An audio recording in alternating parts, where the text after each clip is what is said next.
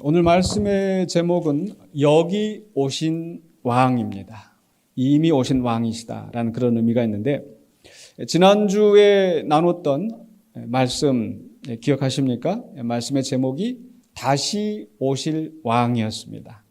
예수님께서 예루살렘에 가까이 오셨을 때 제자들은 하나님의 나라가 당장에 이루어질 것으로 기대하였지만, 그러나 예수님께서는 이 왕위를 받으러 먼 나라로 가는 귀인에 대해서 말씀하시면서 하나님 나라가 당장 이루어지는 것이 아니다. 또 그 귀인이 돌아와서 정산을 할 것이기 때문에 또 그 맡겨진 사명을 이 종들이 잘 감당해야 된다라는 그 말씀도 하셨고, 또 아울러서 반대하는 자들도 있다라는 그런 얘기를 하셨습니다. 분명히 예수님은 왕으로 오시는데 이 앞의 말씀 속에서는 그것을 이제 미래 사건으로, 즉 예수께서 재림하실 때 이루어질 이 하나님 나라의 완성에 대해서 교훈하시는 것이었는데, 이제 오늘 그 말씀에 이어서 28절로 40절 말씀에서는 바로 여기 오신 왕으로서 이미 예수님이 왕으로 오셨다라는 것을 말씀합니다. 그래서 예수님은 아주 특별한 방식으로 예루살렘에 입성하시는데 거기에 어떤 의미가 있는지 함께 살펴보고자 합니다. 오늘 말씀에 먼저 첫 번째로 28절로 34절에서는 예수님께서 이제 나귀 새끼를 준비하게 하십니다. 28절로 29절에서는 보면 이제 감람산에서 제자 중에 둘을 보내어서 바로 그 일들을 하게 하시는데, 28절은 이렇게 시작합니다. 예수께서 이 말씀을 하시고 예루살렘을 향하여 앞서서 가시더라. 바로 앞단락에 있는 말씀은 예수께서 예루살렘에 가까이 오셨고, 이 가까이 오셨을 때에 이 제자들이 잘못된 기대를 갖지 않도록 이제 열 문화의 비유를 말씀하셨잖아요. 그리고 이 말씀을 하신 다음에 그리고 나서 그 예루살렘을 향하여 이제 뚜벅뚜벅 앞장서서 가시는 겁니다. 그렇기 때문에 지금 이 다음에 이루어지는 이 말씀도 사실 앞에 이 열 문화의 비유와 또 비교하면서 살펴볼 필요가 있는 거죠. 그리고 나서 이제 앞서서 가시다가 이제 발걸음을 멈추시는데 어디서 멈추시는가? 29절에서 감람원이라 불리는 산 쪽에 있는 벳바게와 베다니에 가까이 가셨을 때에 제자 중 둘을 보내시며, 감람원이라 불리는 산 쪽, 다른 표현은 감람산이다 이렇게 되어 있습니다. 우리한테는 이 지명들이 익숙하지 않아요. 감람산 이렇게 들어보기는 했는데 어디가 있는지 잘 익숙하지 않죠. 저도 우리 군산에 처음 와가지고 우리 성도님과 같이 어디 이렇게 카페가 어디가 있다 있다 이런 얘기 들으면 월병산에 이렇게 하고 음파호수에 이러면은 지금은 어디가 있는지 이게 훤하지만은 처음에 와서는 어리둥절을 했었어요. 네. 우리가 성경에 있는 지명들을 볼 때 그렇습니다. 감람산 어디가 있지? 그냥 듣기만 했지. 이렇게 어리둥절하지만, 그러나 이 말씀을 듣는 이 무리들, 또 이스라엘 사람들에겐 그게 굉장히 익숙한 지명이고, 또 구약 성경에서 굉장히 중요한 의미가 있는 바로 그 지명이라는 거죠. 왜냐하면 누가복음 스가랴서 14장 3절로 4절에 아주 중요한 예언이 있는데 그 예언의 말씀은 이렇습니다. 그때 여호와께서 나가사 그 이방 나라들을 치시되 이왕의 전쟁 날에 싸운 것 같이 하시리라. 그날에 그의 발이 어디가 있다고요? 예루살렘 앞 곧 동쪽 감람산에 서실 것이요. 그러니까 지금 이 스가랴서의 예언은 바로 하나님께서 이제 이 강림하셔서 예루살렘에서 나가셔서 그 예루살렘 동쪽 감람산에서 이방 나라들을 치시고 이 예루살렘을 위협하는 원수들을 다 멸하시고 구원하신다라고 하는 중요한 예언이 담겨 있는 거예요. 그런데 그 예언이 이루어진 장소가 어디라고요? 감람산. 그러니까 지금 예수님께서 저 여리고에서 이제 예루살렘을 향하여 오시면서 감람산에 머무르시는 것은 바로 하나님이 구원하신 그 역사가 바로 나를 통하여 이루어진다라는 것을 은연중에 암시하고 있는 거죠. 그래서 굉장히 중요한 의미가 있는 바로 그 지명입니다. 그리고 거기에서 이 제자 둘을 보내셨다고 그랬어요.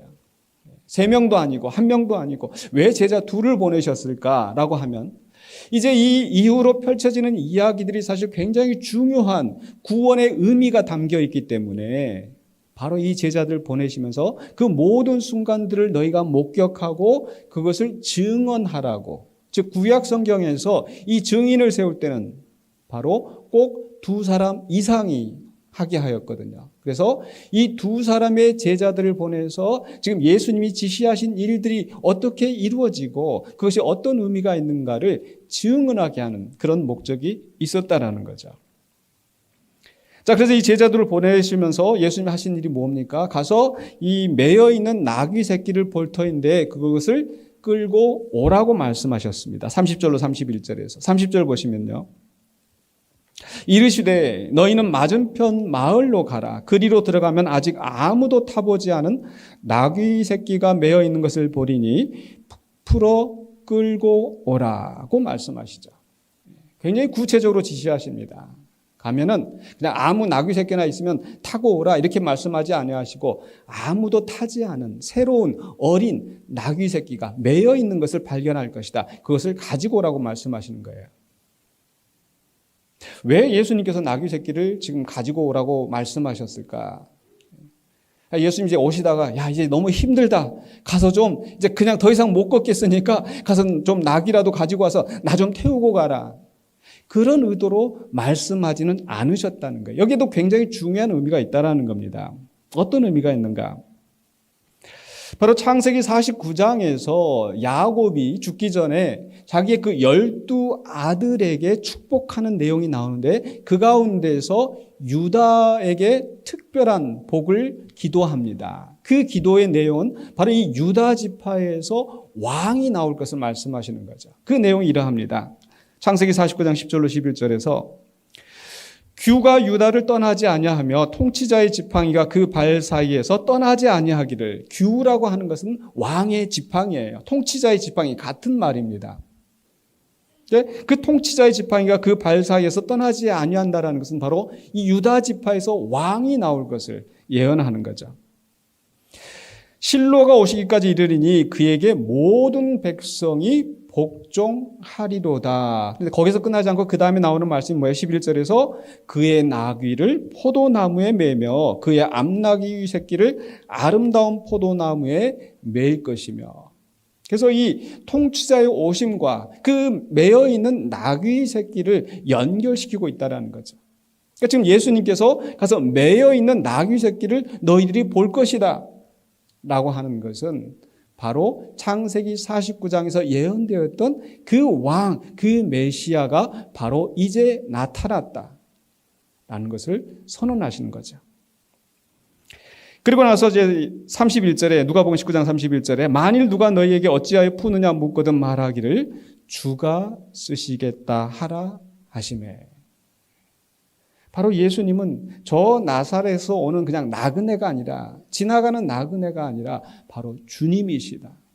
즉 시편 24편 1절에 보면 이런 말씀 있죠. 땅과 거기에 충만한 것과 세계와 그 가운데 사는 자들은 다 여호와의 것이로다. 하나님께서 모든 것을 창조하시고 다 하나님의 것인데 그 모든 것을 창조하실 때에 예수 그리스도로 말미암아 말씀이신 예수 그리스도로 말미암아 예수를 위하여 창조된 줄로 믿습니다. 그렇기 때문에 우리 예수님은 바로 이 나귀의 또 이 모든 피조물들의 주인이 되기도 하시는 거예요. 그 주인이 바로 내 나귀를 쓰신다라는 거 얼마나 영광스러운 일입니까? 그래서 기꺼이 그 나귀를 소유한 그 사람이 주님이 쓰시도록 내어주시는 거죠. 여기는 바로 예수님이 이 모든 만물의 주가 되신다라는 그런 의미가 담겨 있는 겁니다. 그렇게 해서 이 지시를 받아가지고 두 제자들이 갔더니 과연 그 예수님이 말씀하신 대로 그런 상황이 진행되어지는 겁니다. 그래서 그 다음에 이제 누가복음 19장 35절로 38절에 이제 두 번째 장면이 펼쳐지는데 바로 예수님이 그 나귀를 타고 오시는 거예요. 그런데 그 오시는 예수님을 또 함께하는 제자들이 예수님을 왕으로 영접한다라는 겁니다.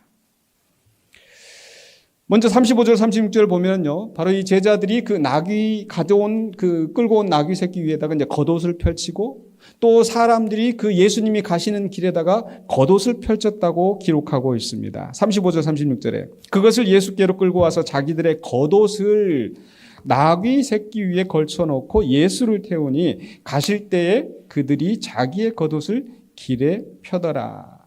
그래서 예수님 지금 나귀를 타고 가시는 이 상황, 그리고 이 겉옷을 펼쳐지는 그 상황이 그냥 우연히 이루어진 게 아니라는 거죠. 먼저 왜 예수님이 이렇게 나귀를 태워서 가시는가? 이 나귀를 태워가는 것은 아주 중요한 의미가 있습니다. 왜냐하면 열왕기상 1장에서 이제 이 다윗의 아들인 솔로몬이 이제 왕이 되는 즉위식을 하게 되는데, 그때 다윗이 그 신하들에게 이렇게 지시를 합니다. 열왕기상 1장 33절 34절에서 왕이 그들에게 이르되 너희는 너희 주의 신하들을 데리고 내 아들 솔로몬을 어디에 태우라고 했습니까? 내 노새에 태우고. 이 노새가 바로 나귀인 거예요. 내 노새 태우고 기혼으로 인도하여 내려가고 거기서 제사장 사독과 선지자 나단은 그에게 기름을 부어 이스라엘 왕으로 삼고. 그러니까 이 왕이 지금 이 왕 즉위하기 위해서 가는 길에 이 노새를 타고 가는 거예요. 이게 이스라엘 사람들에게는 이게 익숙한 장면인 겁니다. 왕 정도 되면은 이 말을 타고 이렇게 가야 되지 않는가. 근데 말은 뭐예요? 전쟁하러 나갈 때 쓰는 거예요. 그런데 지금 이제 왕이 즉위를 한다는 것은 이 평화잖아요. 더군다나 이 솔로몬은 더 이상 싸울 필요 없이 평화를 이루는 평화의 왕이기 때문에 노새에 태워서 평화의 왕으로 즉위를 하는 겁니다. 근데 이 말씀이, 이런 상황들이 스가랴서 9장에서 다시 한번 예언되어지는데 미래의 사건으로, 어떤 사건인가? 스가랴 9장 9절에 시온에 따라 크게 기뻐할지어다. 예루살렘에 따라 즐거이 부를지어다. 보라, 네 왕이 내게 임하시나니 그는 공의로우시며 구원을 베푸시며 겸손하여서 나귀를 타시나니 나귀의 작은 것 곧 나귀 새끼니라. 그러니까 예수님이 굳이 나귀를 가져오게 하셔서 나귀를 타고 가시는 것은 바로 다윗의 아들 솔로몬이 왕이 되었던 것처럼, 스가랴서 9장에는 이 예언처럼 내가 왕으로서 지금 이 길을 간다라고 하는 것을 선포하시는 거예요. 굉장히 중요한 의미가 있는 겁니다. 게다가 거기에서 이제 사람들이 어떻게 했다고 했어요? 그 나귀를 가져다가 겉옷을 벗어서 그 위에다가, 나귀 새끼 위에다가 하고 또 길에다가 겉옷을 이렇게 펼치는 그런 상황이 있었는데, 이게 우리한테는 좀 생소한 장면일 수 있어요. 우리는 누군가 귀빈이 온다, 또 외국에 이게 대통령이 온다, 왕이 온다, 그러면 어떻게 해요? 이 빨간 양탄자를 이렇게 레드카펫을 이렇게 깐다든지, 그죠? 근데 옛날에는 그 레드카펫이 어디가 있어요? 그런데 정말 존경하고 가장 최고의 영광을 돌리는 게 뭐냐면 자기의 겉옷, 자기의 가장 귀중한 겉옷을 벗어서 그 앞에 펼치고 그 길로 갈 수 있도록 하는 게 왕으로서 최고의 존경을 표시하는 거였다는 거죠. 이게 그런데 이 누가복음에서만, 또 이 복음서에서만 처음 나오는 게 아니라 이미 이전에 이스라엘의 역사에서 있었던 사건이 있습니다. 어디가 있냐면은 바로 열왕기하 9장에서 이스라엘의 왕 예후가 기름 부음을 받고 왕이 되는 장면인데요. 열왕기하 9장 12절로 13절에 여호와의 말씀이 내가 네게 기름을 부어 이스라엘 왕으로 삼는다 하셨다 하더라. 바로 이 선지자가, 예언자가 와서 했던 일을 사람들에게 이야기했더니 무리가 각각 자기 옷을 급히 가져다가 섬돌 위 곧 예후의 밑에 깔고 나팔을 불며 이르되 예후는 왕이라 하니라. 그러니까 지금 예수님께서 나귀를 타고 지금 입성하실 때에 사람들이 겉옷을 벗어서 그 가는 길에 까는 이 행위가 바로 이분은 왕이시다라고 하는 것을 선언하는 것이고, 바로 구약 성경에서 예언되었던 바로 그분이시지 않은가라는 것을 말씀하는 겁니다. 실제로 이 무리들이 그 예수님이 오시는 것을 맞이하면서, 영접하면서 이 겉옷만 까는 게 아니라 입술로 찬송을 하는데 뭐라고 찬송을 하는가? 바로 주의 이름으로 오시는 왕이여라고 하면서, 즉 이들은 바로 이 오시는 분이 우리의 왕이시다, 주님의 이름으로 오시는 왕이시다라고 영접하는 겁니다. 그게 누가복음 19장 37절로 38절의 말씀인 거예요. 37절입니다. 이미 감람산 내리막길에 가까이 오심에 제자의 온 무리가 자기들이 본 바 모든 능한 일로 인하여, 그동안 예수님께서 하셨던 놀라운 일들, 그리고 심지어는 그 나귀 새끼들을 가져오는 그 상황들까지 해서 바로 그런 모든 일들로 인하여서 기뻐하면서 큰 소리로 하나님을 찬양하며, 즉 하나님께서 약속하신 그 메시아가 지금 우리 앞에 와 있구나, 하나님을 찬양할지어다 라고 하는데, 하나님만 찬양하는 게 아니라 그 다음에 뭐라고 되어 있어요? 19장 38절에 이르되 찬송하리로다 주의 이름으로 오시는 왕이여. 예수님을 가리켜서 왕이여. 근데 주의 이름으로 오신다. 여기서 주는 바로 하나님을 가리키는 겁니다. 하나님의 이름으로 오신다는 것은 무슨 의미입니까? 바로 하나님이 보내신, 하나님의 권위를 위임받으신 바로 그 왕이라는 겁니다. 그리고 그분을 통하여서 하늘에는 평화가 이루어지고 가장 높은 곳에는 영광이로다. 이전에는 인간의 죄로 말미암아서 이 세상뿐만 아니라 하늘까지도 평화가 없었지만, 그러나 이제는 하늘까지 평화가 이루어지고 하나님이 영광을 받으시는 그런 놀라운 역사가 바로 주의 이름으로 오시는 이 메시아 왕 때문에 이루어진다는 거예요. 근데 역시 이 말씀도, 이 사람들이 이렇게 외치는 이 찬송도 처음 일어난 게 아니라 이미 시편 118편에서 예언되었던 말씀이라는 겁니다. 시편 118편 보시면요, 21절로 23절에 이런 말씀이 나옵니다. 주께서 내게 응답하시고 나의 구원이 되셨으니 내가 주께 감사하리이다. 환난 가운데 하나님 앞에 기도했더니 하나님 내게 응답해 주시고 나를 구원해 주셨으니 감사합니다라고 하는데, 그 다음에 나오는 말씀이 건축자가 버린 돌이 집 모퉁이의 머릿돌이 되었나니. 이게 예수님께 적용되었던 그 말씀인 거죠. 복음서에서 이스라엘 사람들이 배척하고 멸시하고 그를 십자가에 못 박아 죽였지만, 그러나 하나님이 그를 구원하시고 마치 모퉁이돌, 그 집을 세우는 그 기초가 되게 하신 것처럼 새 백성의 공동체를 바로 이 예수 그리스도를 통하여 이루어진다는 것을 이 말씀하시는 것인데, 그 다음에 25절로 26절에 계속해서 이렇게 나옵니다. 여호와여 구하옵나니 이제 구원하소서. 과거에 구원하셨던 하나님, 이제 구원하소서. 우리를 구원하소서. 여호와여 우리가 구하옵나니 이제 형통하게 하소서라고 하고, 그 다음에 뭐라고 되어 있어요?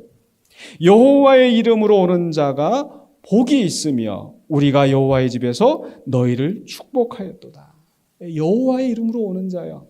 물론 아마 이 시편 118편의 상황은 바로 이 순례자들이 하나님 앞에 나와서 찬송하고 경배하고 아마 이 순례자들 가리키는 게 아닐까, 이렇게 이해가 되어지지만, 그러나 예수님은 단순한 순례자로서, 한 사람의 예배자로서 예루살렘에 오시는 것이 아니라 하나님으로부터 대권을 받아서 주의 이름으로 오시는 왕이라고 누가복음에서는 선언하고 있는 겁니다.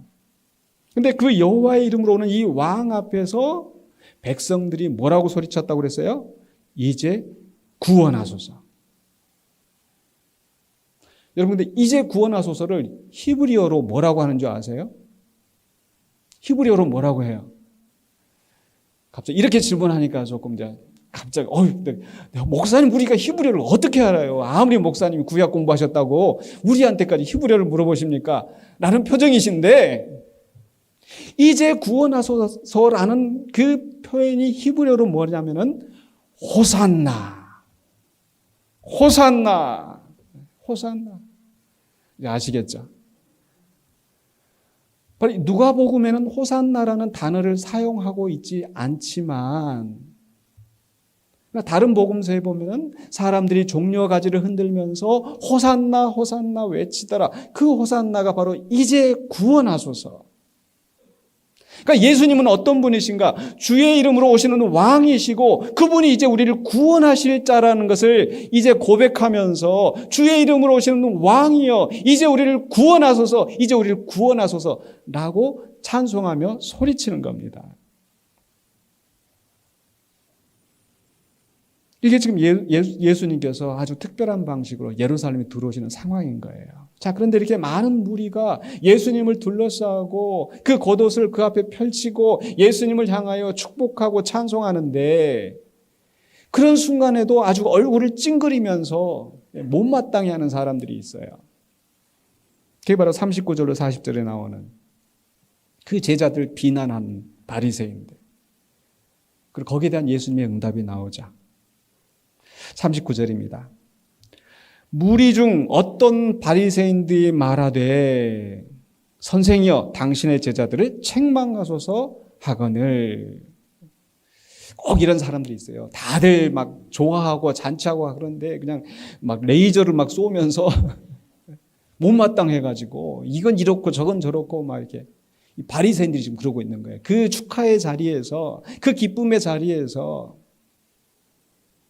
왜 이렇게 바리새인들이 못마땅할까? 바로 그들은 예수님을 왕으로 칭송하고 예수님을 구약 성경에서 예언되었던 메시아라고 하는 이 무리들의 찬송이, 제자들의 그런 마음이 달갑지 않은 거예요. 왜? 그들은 예수님을 인정하지 않으니까. 그들한테는 예수님이 왕이 아니시니까. 그런데 이 많은 무리들이 그 예수를 향하여서 왕이시여, 주의 이름으로 오시는 왕이여 하니까 못마땅한 거죠.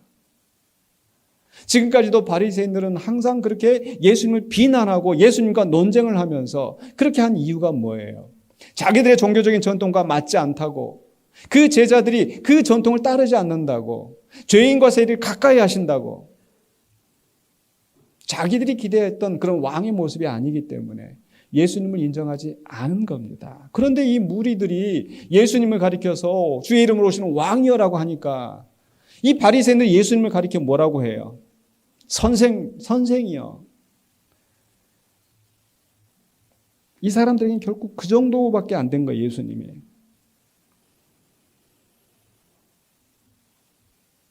바로 이 바리새인들은 지금 바로 이 예수 안에서 하나님의 구원의 역사가 이루어지고 있다는 것을 받아들이지 않는 겁니다. 인정하지 않는 거예요. 그러니까 그렇게 받아들이고 인정하는 제자들이 미운 거예요. 잘못됐다고 손가락질하는 겁니다. 그게 바로 앞에서 그 예수님의 열무나 비유를 할 때 귀인이 왕위를 받으려고 먼 나라로 갈 때에 그 왕 되는 것을 기뻐하지 않는 백성들이 있다고 했잖아요. 바로 이 바리새인들이 그런 사람들인 거예요. 그런데 예수님은 이 바리새인들의 말에 대해서 어떻게 응답하십니까? 즉 예수님은 이 무리들이 예수님을 왕으로 칭송하고 높이고 있는, 겉옷을 벗어서 그를 존중하고 있는 이 상황을 예수님은 어떻게 받아들이시고 있는가? 40절입니다. 대답하여 이르시되 내가 너희에게 말하노니 만일 이 사람들이 침묵하면 돌들이 소리 지르리라 하시니라. 예수님께서 지금 어떻게 이 상황을 받아들이시는 거예요? 예수님께서 이 무리들의 찬송을 기쁘게 받아들이시고 당연하고 마땅하게 받아들이고 계신다는 겁니다. 우리 예수님 굉장히 온유하고 겸손하신 분인 줄 알았더니 이런 면이 있었네. 물론 예수님은 겸손하신 분이세요. 하나님과 동등하신 그분이 사람의 몸을 입으시고 낮아지셔서 이제 이후로 펼쳐질 일은 정말 죽기까지 낮아지시는 분이시지만 또 그분이 사역을 하실 때에 정말 머리 둘 곳도 없이 가난하고 피곤하시고 쫓기시고 또 그 가운데 세리와 죄인들을 찾아오시고 사람들에게 멸시받는 그 사람들 낮아지셔서 섬기셨던 바로 그 예수님. 그러나 예수님이 낮아지셨다고 해서 그분이 왕이 아니신 게 아니시고 하나님의 아들이 아니신 게 아니기 때문에 예수님은 이 무리들이 당신을 왕으로 영접하는 것이 당연하다는 것을 선언하시는 겁니다. 더군다나 이 사람들이 침묵하면 돌들이 소리 지를 것이다. 바로 이것은 바로 이 피조물조차도 나를 왕으로 인정하고 받아들인다는 것을, 즉 하나님의 구원의 역사가 사람들만 구원하시는 것이 아니라 이 온 세상을 다시 회복하실 것을 말씀하신 것 같습니다. 로마서 8장 19절로 21절에도 이런 말씀이 나오죠. 피조물이 고대하는 바는 하나님의 아들들이 나타나는 것입니다. 지금도 피조물이 탄식하고 있어요. 왜냐하면 이 인간의 죄로 말미암아 인간 자신들만 부패해진 것이 아니라 땅까지 저주를 받아서 가시와 엉겅퀴를 내고 온 세상 온 자연들이 오염되어지고, 그런 속에서 이 피조물들조차도 이 땅이 회복되어지는 것을 기대하고 있다는 거예요. 그래서 그 바라는 것은 피조물도 썩어짐의 종로로 탄 데서 해방되어 하나님의 자녀들의 영광의 자유에 이르는 것이니라. 그러니까 지금 이 사람들이 나를 왕으로 영접하는 이 사건들이 이 사람들에게만 미치는 것이 아니라, 그 영향을 끼치는 것이 아니라 온 피조물들이, 돌들까지도 소리칠 정도로 기쁜 구원의 역사라는 것을 선언하시는 겁니다. 이렇게 해서 예수님이 예루살렘 입성하시는데, 바로 이 모든 예수님 하시는 말씀, 행동 하나, 그 사람들이 하는 그 행동과 말들이 사실 굉장히 중요한 의미가 있다라는 거예요. 어떤 의미가 있는가? 한마디로 이야기하면 바로 지금 예루살렘에 오시는 바로 이 예수님은 어떤 분이시다? 왕이시고 구원자이시다. 하나님의 이름으로 하나님이 보내신, 하나님의 구원의 역사를 이루시는 왕이시라는 거예요. 근데 그 어떻게 구원을 이루시는가? 제자들은 이 부분을 깨닫지 못한 거예요. 그러니까 바로 앞에서 하나님의 나라가 당장에 이루어질 것을 기대하고, 즉 세속적인 방법으로 이루어질 것이라고 기대했는데 예수님은 그건 아니야. 하지만 다른 면에서 예수님은 왕으로 오신 분이라는 것을 지금 이 예루살렘 입성의 사건을 통해서 보여주시는 거죠. 제자들은 깨닫지 못했지만, 그래서 요한복음 12장 16절에 보면 이런 말씀이 나옵니다.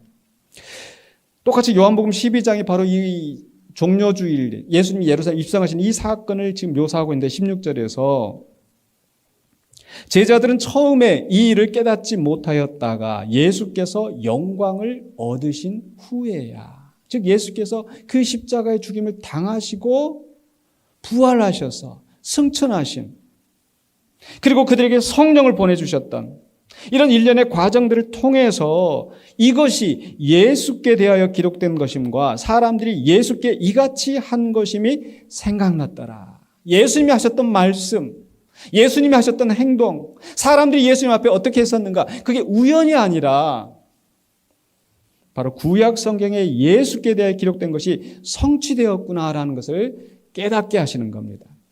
그래서 예수님께서는 바로 제자들이 나중에라도 그것을 깨달을 수 있도록 하나하나 구체적으로 말씀하시고 행동하시고, 바로 예수님이 왕이시라고 하는 것을, 왕으로서 존중을 받게 마땅하신 분이라는 것을 선언하신 겁니다.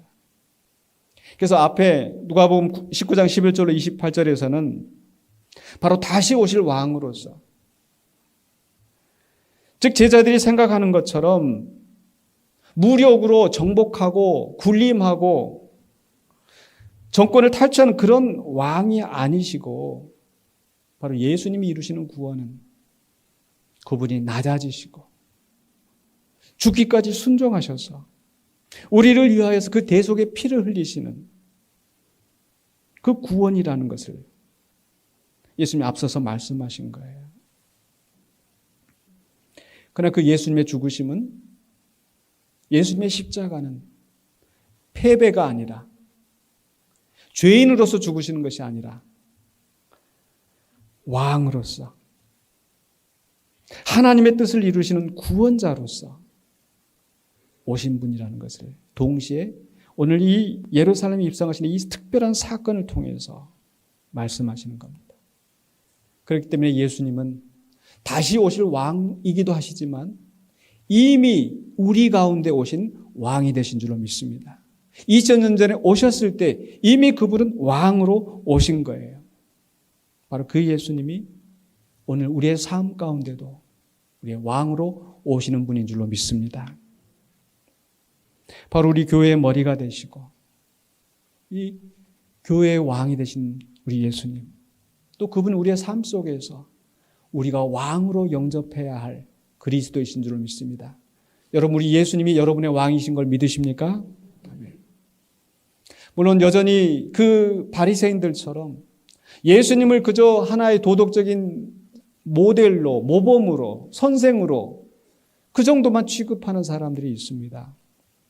그러나 그 가운데서 이 제자들은 주의 이름으로 오시는 왕이여라고 그분을 영접하고 그분과 함께하면서 비록 그들이 어려운 상황에 예수님을 떠나고 배반하고 넘어지고 실패하는 상황이 있었지만, 그러나 예수님이 영광을 얻으신 후에 온전히 깨닫고 그 예수 그리스도를 위하여서, 왕이시로 오신 그분을 위하여서 목숨을 바쳐 순종하였던 그 제자들처럼 오늘 우리는 그 길로 가야 될 줄로 믿습니다. 왜냐하면 우리는 그분이 우리의 왕이시고 구원자이신 것을 믿기 때문에. 정말 예수님은 나의 왕으로, 나의 구주로 모셨다고 한다면 정말 그분께 마땅한 영광을 돌려야 될 줄로 믿습니다. 그분이 하신 말씀에 대해서 정말 귀히 여기고 그분이 하신 말씀을 우리가 온전히 존중하면서 순종할 때 정말 우리가 그분을 왕으로 받아들이고 왕의 백성으로서 살아가는 성도가 될 줄로 믿습니다. 오늘 우리의 삶 속에서 왕으로 이미 오신 주님이 영광을 받으실 수 있도록 그분을 높이고 그분의 말씀에 순종하며 하나님께 영광을 돌리는 우리 모두가 되시기를 주의 이름으로 간절히 축원합니다. 기도하겠습니다. 사랑의 주님, 은혜를 감사합니다. 죽을 수밖에 없는 우리를 구원하시기 위하여서 하나님이 구원하신 그 구원의 역사를 이루시기 위하여 겸손히 낮아지시고 이 땅에 오신 주님, 우리를 위하여 그 십자가의 죽음을 감당하시고 그 보배로운 피를 흘리셨던 주님, 그분을 우리의 왕으로 모시고 우리 교회의 왕이 되시고 만왕의 만주의 주가 되심을 믿습니다. 이제 그 왕의 백성으로서 우리가 주님을 높이고 우리의 일상의 삶 속에서 그 왕의 뜻에 순종하며 살아가는 주의 자녀들이 되기를 원합니다. 때로 시험 들고 실족하고 낙심되는 상황이 있다 할지라도 여전히 우리를 사랑하시고 붙드시는 하나님의 은혜와 예수 그리스도의 사랑을 믿고 주님 앞에 나옵니다. 주님 함께하여 주시고 주님이 원하시는 삶의 길로 갈 수 있도록 인도하여 주시옵소서. 예수 그리스도 이름으로 기도하옵나이다. 아멘.